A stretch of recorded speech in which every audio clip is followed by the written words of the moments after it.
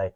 आप देख ले, ये वाला जो क्वेश्चन है हमारा, इसमें आपसे पूछा जा रहा है how many moles of oxygen are there in 0.5 moles of K2Cr2O7। अब यहाँ आप देख ले, स्टूडेंट क्या गलती करते हैं, इस K2Cr2O7 को, इसमें वो ये देखते हैं कि भाई 0.5 मोल, पहले मोल कैलकुलेट करते हैं कि पोटेशियम का कितना मास है, एटॉमिक मास, और क्रोमियम का कितना है, और ऑक्सीजन का कितना है। इन सब चीजों की कोई जरूरत नहीं होती है। ये आप देख लीजिए, आपका 1 मोल है, ये कितना है, 1 मोल है। 1 मोल में ऑक्सीजन का आपसे पूछा जा रहा है, 1 मोल में नहीं, 0.5 मोल में, लेकिन आपने 1 मोल में से समझना होगा इस चीज को। अब देख ले, ये पूरा 1 मोल है, तो इसमें आपके 7 मोल्स ऑफ ऑक्सीजन मौजूद है, ठीक है। अब आपसे पूछा जा रहा है 0.5 मोल्स में कितने होंगे, तो ये सिंपल, आपने कोई मोल और मास कैलकुलेट करने की जरूरत नहीं होती है, क्रॉस मल्टीप्लाई कर लें। तो 0.5 को अगर आप 7 से मल्टीप्लाई कर लें, तो इसका मतलब है 7 का हाफ, तो 7 का हाफ कितना होता है, 3.5 मोल्स ऑफ ऑक्सीजन आपके आ जाएंगे। तो ये वाला ऑप्शन फिर आपका सही ऑप्शन, इसमें कौन सा है, ये आपका सही ऑप्शन आ रहा है। How many moles of all atoms are there in 1.5 moles of sulphuric acid, ठीक है। सल्फ्यूरिक एसिड आप लिख लें H2SO4, ठीक है। तो 1 मोल में, अगर ये 1 मोल है, तो इसमें टोटल एटम्स के टोटल मोल्स कितने होंगे, तो आपको पता है इसमें हाइड्रोजन 2 है, सल्फर इसमें 1 है, और ऑक्सीजन इसमें 4 है। तो ये टोटल मिला के आपका 7 मोल्स ऑफ एटम्स हो जाएंगे एक ही मोल ऑफ सल्फ्यूरिक एसिड में। तो 1 मोल में आपके 7 मोल्स ऑफ एटम्स हैं,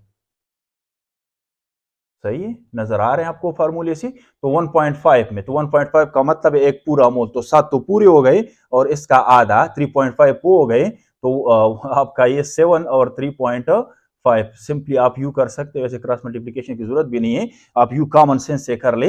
1 मोल में 7 मोल्स ऑफ एटम्स होते हैं। अब आपको आधे 1 ओवर, यानी 1/5 मोल्स दिए हैं, तो एक आपके इसमें कितने आ गए, 7 मोल्स आ गए, और ये 0.5 में फिर कितने आ गए, 3.5। तो इसको अगर आप ऐड कर ले, तो आपका 10.5 total number of moles of atoms हो जाएंगे आपको, ये जो 1.5 मोल्स ऑफ सल्फ्यूरिक एसिड दिया हुआ है। तो ये वाला ऑप्शन आपका फिर ऑप्शन सी जो है ये सही ऑप्शन। कॉमन सेंस यूज कर लें, 1 मोल में कितने, 7 मोल्स ऑफ एटम्स है, और बाकी का जो आधा मोल है उसमें कितने हो जाएंगे, 7 का आधा कितना होता है, 3.5। तो 3.5 और 7 मिला के 10.5 मोल्स आपके थाने। The number of mole of pi bonding electrons in carbon dioxide, ठीक है। सिंपल क्वेश्चन आपसे पूछा गया है, कार्बन डाइऑक्साइड का स्ट्रक्चर आपको आना चाहिए। कार्बन डाइऑक्साइड का स्ट्रक्चर ये होता है। अब इसमें आपको पता है, जब डबल बॉन्ड होती है, इसमें एक सिग्मा होता है और दूसरा बॉन्ड आपका पाई बॉन्ड होता है। तो एक बॉन्ड कितने इलेक्ट्रॉन से बना होता है, 2 इलेक्ट्रॉन से। तो टोटल कितने, 2 पाई बॉन्ड है। 2 पाई बॉन्ड में कितने इलेक्ट्रॉन आपके आ गए, 4 पाई इलेक्ट्रॉन्स आ गई। तो ये वाला ऑप्शन आपका फिर से। अच्छा, ये वाला जो क्वेश्चन है, how many moles of O2 are required for complete combustion of 2 moles of methane. इस तरह के क्वेश्चंस में मुश्किल काम ये होता है कि आपने बैलेंस केमिकल इक्वेशन अपनी तरफ से लिखना होता है। तो ये तो आप जनरलाइज करें इस बात को, कोई सा भी हाइड्रोकार्बन हो, इसको आप जला रहे हैं, किस चीज से, ऑक्सीजन की मौजूदगी में कंबस्ट कर रहे हैं। तो हाइड्रोकार्बन से फिर आपको क्या मिलेगा, आपको कार्बन डाइऑक्साइड H2O और प्लस हीट, सही है। हीट यहां हमारे लिए कोई इंपॉर्टेंस नहीं रखती। इसको बैलेंस करिए, 2 मोल्स और आपका पानी कितना बनता है, 2 मोल। अब आपसे क्वेश्चन पूछा जा रहा है कि ये पहले तो आप ये जो बैलेंस केमिकल इक्वेशन है इसको ट्रांसलेट करें खुद के लिए। ये 1 मोल मीथेन है, तो 1 मोल मीथेन के लिए आपको कितना ऑक्सीजन चाहिए, 2 मोल। यहां आपसे पूछा जा रहा है 2 मोल मीथेन के लिए कितना आपने ऑक्सीजन यूज करना होगा। तो सिंपल स्ट्रेट फॉरवर्ड इक्वेशन बन जाता है, 1 मोल के लिए 2 मोल, तो 2 मोल के लिए कितना, 4 moles of O2 is required. तो 4 मोल, ये वाला ऑप्शन आपका फिर सही ऑप्शन होगा, ठीक है। तो इसी तरीके से आपने इस तरह के क्वेश्चंस को अप्रोच करना है। नेक्स्ट हमारा जो क्वेश्चन है उसको जरा देखते हैं। अच्छा, ये वाला, इस इक्वेशन को मैं नहीं हटा रहा, इसी से मुतालिक है, सही है। तो अब ये एक और फैशन में आपसे पूछा जा रहा है इस क्वेश्चन को, calculate the mass in grams of water formed when 8 ग्राम। अच्छा, अब ग्राम्स के भाषा में है, तो आपने इसको मोल्स छोड़ के सीधा सीधा ग्राम्स की लैंग्वेज में इसको ट्रांसलेट करना है। ये 1 मोल है, तो 16 ग्राम हो गया। 16 ग्राम से कितना आपका पानी बनता है, 18 एक होता है। ये 2 मोल है, तो 36 ग्राम। 16 से कितना बनता है 36 ग्राम। तो अब आपको कितना दिया हुआ है 8 ग्राम कह रहे हैं कि हमारे पास मीथेन है, इससे कितना पानी बनेगा। तो इसको कैलकुलेशन करने की कोशिश, 16 से 36 बनता है तो 16 इसका हाफ है, तो 36 का हाफ क्या हो जाएगा 18। सही है, 18 ग्राम ऑफ वाटर जो है या H2 आपको इस रिएक्शन से मिलेगा जब आप 8 ग्राम मीथेन को कंबस्ट करोगे। तो 18 ग्राम ये वाला फिर आपका सही ऑप्शन होगा। ठीक है, देखते हैं आगे क्या आ रहा है। अच्छा जी, ये भी बड़ा इंटरेस्टिंग क्वेश्चन है। The number of moles in 1 kg of water, 1 kilo पानी कहां पे पड़ा हुआ है, तो इस आपसे पूछा जा रहा है 1 किलो पानी में पानी के कितने मोल्स होंगे। बड़ा इंटरेस्टिंग क्वेश्चन है। पहले तो आप 1 kg को आसान कर ले अपने लिए, क्योंकि मोल्स जब हम कैलकुलेट करते हैं तो ग्राम में मास लेते हैं, इसका मतलब होगा 1000 ग्राम। सही है, आपको गिवन मास पानी का ये दिया हुआ है। सही है, मोलर मास आपको पता है कितना होता है 18 ग्राम पर मोल होता है। अब इसमें मोल्स कैलकुलेट करना कौन सी बड़ी बात है, मुश्किल बात है। तो 18 ने यानी गिवन मास जो है आपका 1000 को आपने डिवाइड करना है 18 से कितना आता है 55.5 मोल्स आपका पानी का हो जाएंगे। किसमें, अगर एक 1000 ग्राम पानी आपने लिया, 1 kg का मतलब होता है 1000, तो ये वाला आपका सही ऑप्शन है। सही है, 1 किलो पानी में कितने मोल पानी होता है 55.5 मोल्स। ठीक है जी। ये एक और क्वेश्चन है, ये भी इंटरेस्टिंग क्वेश्चन है, थोड़ा सा फैंसी क्वेश्चन है। इसमें आपसे ये पूछा जा रहा है कि how many carbon atoms has a young man given to his bride if the engagement ring contain 0.5 carat diamond. ठीक है, अच्छा सा क्वेश्चन है कोई। ये कह रहे हैं कि किसी बंदे ने, यंग बंदे ने अपने ब्राइब को, अपनी दुल्हन को जो है कितना दिया, एक रिंग दे दिया, और रिंग में कितना डायमंड लगा हुआ था आपका 0.5 कैरेट। सही है, और आपको डेटा दिया हुआ है 1 कैरेट जो है आपका 200 मिलीग्राम के बराबर होता है। तो इसने तो 0.5 कैरेट वाला डायमंड दिया, तो इसमें कितने मिलीग्राम हो जाएंगे, ये आधा कैरेट है तो आधे पूरे कैरेट में 200 है तो आधे में 100 मिलीग्राम आपका डायमंड आ जाएगा। सही है, अब 100 मिलीग्राम का मतलब होता है कि इसने 0.1 ग्राम जो है डायमंड दिया हुआ है। ठीक है, अब इसमें एटम्स का पूछा जा रहा है कि इस बंदे ने दरअसल कितने एटम्स इनायत फरमाए अपनी ब्राइब को। तो ये तो आसान है, अगर ये पूरा 12 ग्राम दे देता कार्बन का यानी डायमंड का तो हम कहते कि भाई बंदे ने कमाल किया है, और इसने पूरा एक Avogadro number 6.023 into 10 raise a power 23 carbon के एटम्स दिए हुए हैं। सही है, लेकिन ये बड़ा कंजूस है, इसने कितना दिया हुआ है 0.1 ग्राम डायमंड दिया हुआ है। सही है, तो इसमें इसने कितने कार्बन के एटम्स दिए होंगे उसको, तो सिंपल है, आप इसको अगर कर लें 0.1 into 6.023 into 10 raise a power 23 divided by 12। सही है, तो इससे आपका ये वाला जो ऑप्शन है ये फिर निकल आता है। तो इसने दरअसल इतने एटम्स दिए हुए हैं। सही है, इस डायमंड में अपनी ब्राइब को। तो इस तरह के क्वेश्चंस आपने इस तरह से अप्रोच करना होता है, और सही जो ऑप्शन है उसको आपने अचीव करना है इसी मेथड से। ठीक है, तो इस तरह का एक क्वेश्चन ऑलरेडी हम कर चुके हैं, बाकी के जो क्वेश्चन थे तो ये जरा रिपीटेड क्वेश्चन था। अच्छा, calculate the volume of hydrogen gas formed at STP when 54। यहाँ भी आपका एल्यूमिनियम रिएक्ट करता है किस चीज के साथ, HCl के साथ। तो रिएक्शन आपको नहीं दिया हुआ है और ये कॉमन रिएक्शन है, तो इस तरह के रिएक्शन स्टूडेंट्स को आते हैं, नहीं तो आपने बार बार प्रैक्टिस करके इस तरह की रिएक्शंस आपको खुद ब खुद आ ही जाएंगे। एल्यूमिनियम का रिएक्शन हो रहा है किस चीज के साथ, HCl के साथ। सही है, और आपको पता है यहाँ पे AlCl3 साल्ट बनता है, और हाइड्रोजन गैस जो है ये मेटल है, और ये आपका मेटल एसिड के साथ जब रिएक्ट करता है तो हाइड्रोजन गैस यहाँ पे लिबरेट होती है। ठीक है, इसको आप बैलेंस कर लें। ये आपने 3 कर लिया, 3 तो आप यहाँ नहीं लिख सकते क्योंकि फिर हाइड्रोजन पूरी नहीं होती, तो ये दरअसल इस तरह है, 2 इसके हैं और आपका 6 इसके हैं, तो ये आपका 2 और ये आपका 3H2। ये बैलेंस केमिकल इक्वेशन है। बैलेंस केमिकल इक्वेशन आ जाए तो फिर बाकी इस तरह के क्वेश्चंस बड़े आसान होते हैं। अब ये कह रहे हैं कि कितना इसने एल्यूमिनियम इसमें इस रिएक्शन में यूज किया हुआ है। तो आपको पता है एल्यूमिनियम का कितना होता है, 27 ग्राम अपना मोलर मास होता है। सही है, 27 इसका अपना है और यहां आपको कितना दिया हुआ है, 54 ग्राम दिया हुआ है। और आपसे क्या पूछा जा रहा है, ऑप्शंस को आपने देखना होता है। इसके जो डीएम क्यूब्स है ये आपसे पूछा जा रहा है कि इसके कितने डीएम क्यूब्स इस रिएक्शन में बने होंगे। तो आप देख ले, जब आप इसको आप मोल्स में कन्वर्ट कर ले, किस चीज में कन्वर्ट कर ले, मोल में। तो 54 गिवन मास है और 27 इसका यानी m/m से मैं कर रहा हूं। सही है, तो वैल्यूज मैंने इधर पुट कर लिए, तो ये आपका 2 मोल्स बन जाते हैं। सीधा वही इक्वेशन आपको दिया हुआ है दरअसल। तो 2 मोल, ये 2 मोल आपको दिया हुआ है, इक्वेशन भी ऑलरेडी 2 मोल का है। तो 2 मोल से कितने इसके वॉल्यूम बनते हैं, 3 वॉल्यूम बनते हैं। रिएक्शन एसटीपी पर होगा।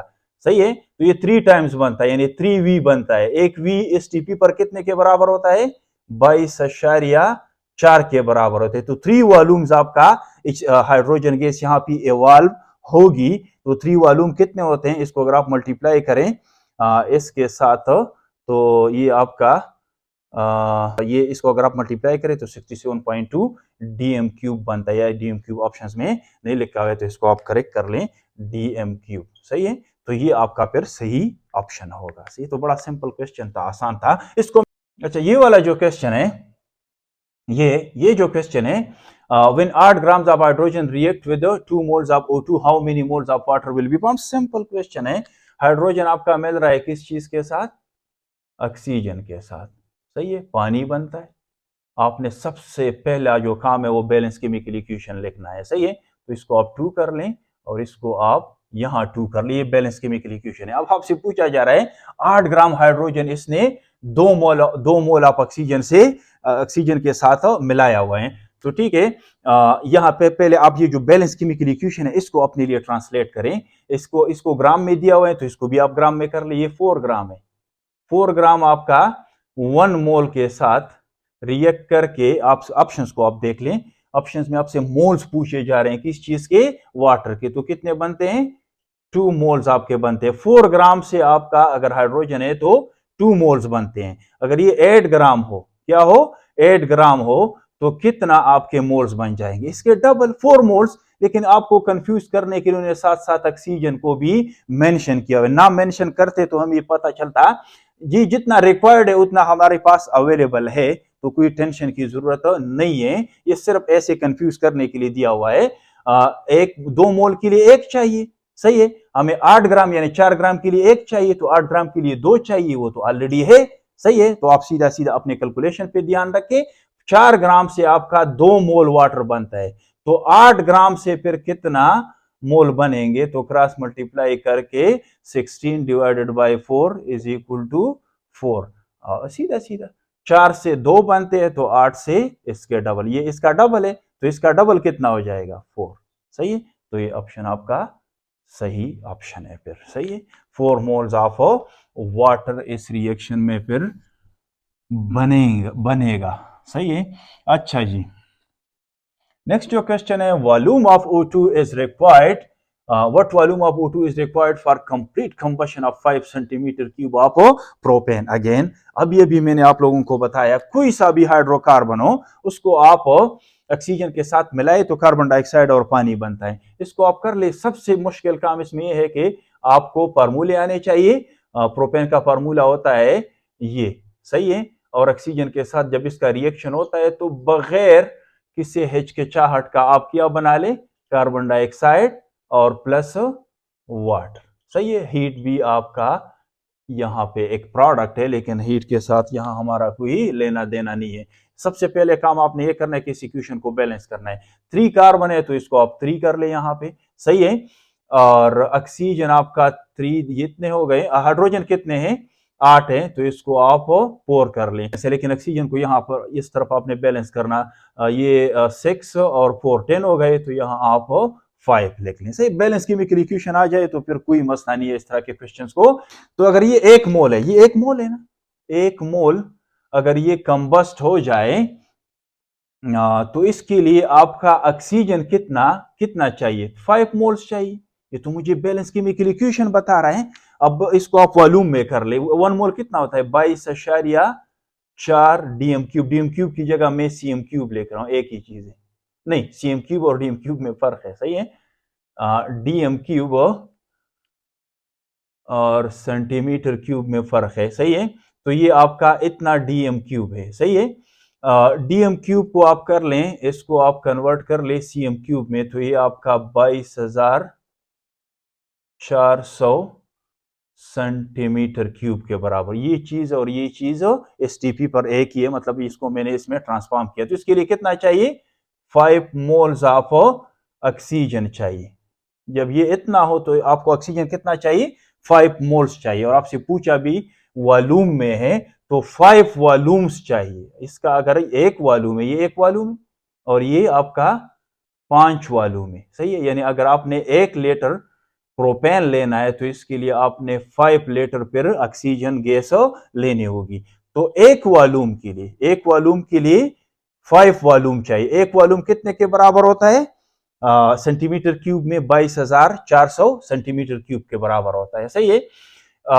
5 वॉल्यूम आप अपने लिए आसान बना ले। 5 इंटू 22,400 सेंटीमीटर क्यूब, ये सीधा सीधा आपका एक अगर मोल ये होता है, यानी 22,400 सेंटीमीटर क्यूब के लिए आपको कितना चाहिए? 5 इंटू उतने ही मोल्स चाहिए। आपको बहुत कम दिया हुआ है, 5 सेंटीमीटर क्यूब दिया हुआ है, तो इसके लिए कितना चाहिए? तो आप 5 मल्टीप्लाइड बाई 5, 22,400 डिवाइडेड बाई 22,400, ये तो इसके साथ कट जाएगा। तो 5 multiplied by 5 is equal to 25 centimetre cube. तो ये वाला ऑप्शन आपका सही ऑप्शन होगा, ठीक है।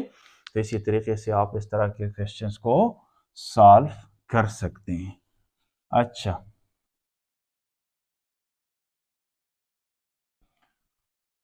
How many times H2O is heavier than carbon 12? बड़ा सिंपल क्वेश्चन है। वैसे इस क्वेश्चन को पहले आना चाहिए था। आपको पता है कार्बन 12 जो है आपका 12 के बराबर होता है। यहाँ यूनिट लिखने की कोई जरूरत नहीं है, सिर्फ कंपैरिजन है। और H2O आपका 18 के बराबर होता है। अब ये कह रहे हैं कि ये इससे कितना भारी है, तो रेशो का आपसे पूछा। H2O डिवाइडेड बाय C12, इसका कितना है? इसका 18 है, सही है, और इसका 12 है, तो इससे कितना आता है? 1.5। यानी ये इससे कितना भारी है? ये 12 इसमें कंप्लीट है, 18 में 12 अंदर ही आता है। तो एक गुना तो ये हो गया, सही है।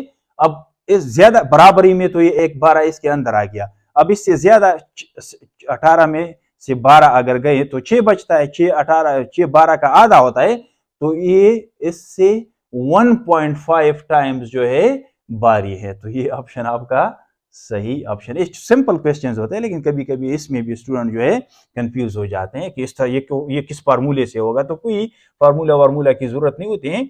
जब आपसे दो चीजों का कंपैरिजन पूछा जा रहा हो तो इसका मतलब है इन दोनों का रेशो पूछा जा रहा है आपसे। अब ये रेशो किसका पूछा जा रहा है? हेवियर का मतलब होता है मास, इसका रेशो।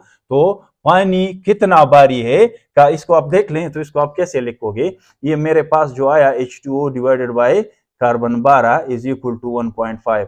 तो H2O इज इक्वल टू, इसको आप इधर ले आए, 1.5 इंटू कार्बन 12, यानी कार्बन 12 से कितने टाइम्स भारी है आपका H2O? 1.5 टाइम्स, ठीक है। तो इसमें स्टूडेंट इसलिए कंफ्यूज हो जाते हैं कि वो सोचते हैं कि अब भाई यहाँ कौन सा फार्मूला लगाया जाए। तो आपने अगर देखा होगा, मैं फार्मूले यूज नहीं करता, कॉमन सेंस यूज करके क्वेश्चन को बड़ा आसानी से सॉल्व करते हैं हम। अच्छा, ये जो क्वेश्चन है, how many grams of water will be produce in burning इतने DM cube of hydrogen gas. तो पानी बनाने का जो इक्वेशन है वो आपने लिखना होगा। हाइड्रोजन हम मिलाते हैं ऑक्सीजन के साथ और हमें क्या मिलता है? H2O। इक्वेशन आपका बैलेंस होना चाहिए, बैलेंस ना हो तो फिर आपके सारे कैलकुलेशंस गलत होंगे, सही है। तो ये बैलेंस फॉर्म है इस इक्वेशन का। ठीक है, आपको क्या दिया हुआ है, ये आपको वॉल्यूम में दिया हुआ है, सही है। तो अगर ये आपका 1 मोल हो, पहले आप मोल से कर ले, 1 मोल हो, और आप ऑप्शंस को देख ले, पानी आपसे पूछा जा रहा है ग्राम्स में, तो 1 मोल अगर अच्छा ये आपके 2 मोल है, अब क्या है 2 मोल से 2 मोल्स आप वाटर बनता है, हाइड्रोजन। ऑक्सीजन का कोई टेंशन नहीं है यहाँ पे, क्योंकि ऑक्सीजन का ना तो उन्होंने जिक्र किया हुआ है, और इसका ये मतलब हुआ कि ऑक्सीजन यहाँ पे एक्सेस में है। ठीक है, तो 2 मोल्स ऑफ हाइड्रोजन है और 2 मोल्स आपका जो पानी बन रहा है, यानी 2 मोल्स ऑफ हाइड्रोजन से, अब आप देख ले इसको, आपको इस वॉल्यूम में दिया हुआ है, तो आप इसको कन्वर्ट कर ले किस चीज में, ये 2 वॉल्यूम है, असल में क्या है 2 मोल्स गैस है, तो 2 वॉल्यूम भी आप लिख सकते हैं।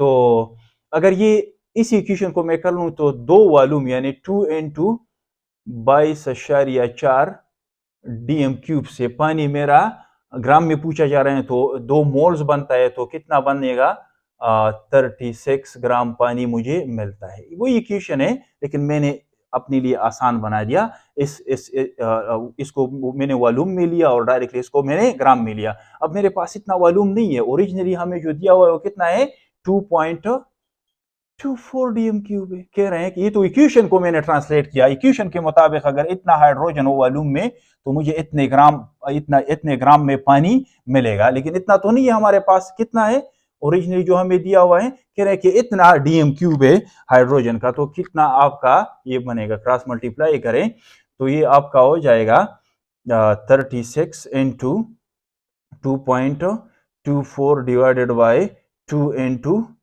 22.4। ठीक है, अब आप इसको कर ले, इसको यहां से हटा दे, ये 10 हो जाएगा, और इस वाले को हटा दे, ये 100 हो जाएगा, ये इसके साथ कट जाएगा, सही है, और ये आपका सारा इसके साथ कट जाएगा, तो ये हो जाएगा 36 डिवाइडेड बाई 20। 36 डिवाइडेड बाई 20 का मतलब है कि 1 पॉइंट कुछ होगा, 1.8 आपका ग्राम्स, इतना ही ग्राम पानी आपका बनेगा। ठीक है, तो ये ऑप्शन आपका फिर सही ऑप्शन होगा। इसको आप नोट कर ले अच्छी तरीके से, और इस तरह के क्वेश्चंस आपने अपने लिए ऐसे आसान बनाना होगा। जो चीज आपको जिस शक्ल में दी हुई है, जिस यूनिट में दी हुई है, इस तरह के क्वेश्चन में उस चीज को आप उसी तरह रख लें। अब इसको अगर आप मोल में कन्वर्ट करते हैं और यहाँ के मोल्स को आप कैलकुलेट करते हैं और ग्राम्स को में कन्वर्ट करते तो ये सारा बड़ा मुश्किल हो जाता। मैंने सीधा सीधा इसको हमें किस चीज में दिया हुआ है, वॉल्यूम में दिया हुआ है, और यहाँ आपका ग्राम पूछा जा रहा है, तो इसको मैंने ग्राम में रखा ओरिजिनल इक्वेशन में, और इसको मैंने